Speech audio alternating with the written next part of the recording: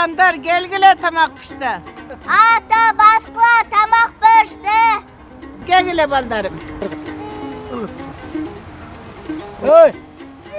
Кака берке. Кака. Тамак пишти деп атка. Тамак пишса, азыр барабыз. Биз барганга чейин тамак муздап турат. Ага чейин мына көчөт эгип коелу. Болбосо тамыры кургап калат. Тамыры кургап калса, бул көчөт өспөй калат да. А биз көчөт эгип койсок, көптөгөн кишилердин рахматын алабыз. Көптөгөн сооптурду алабыз.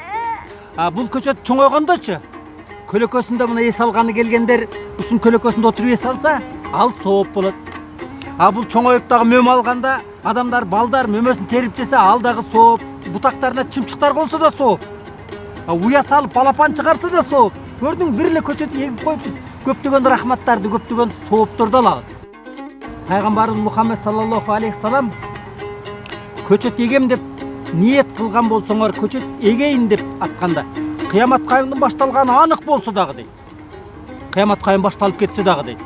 Же болбосо дагы бир хадисинде айтат, чоң бир кыргыз согуш башталып кетип, согуш жакындап калган болсо дагы дейт. Үлгүрсөңөр көчөттү эгип, сууну куюп, анан качып кеткиле деп айтат. Көрдүңбү? Көчөт эккен кандай жакшы. Ошон үчүн мынаны түз кармаптыр. Бисмиллахир-рахманир-рахим.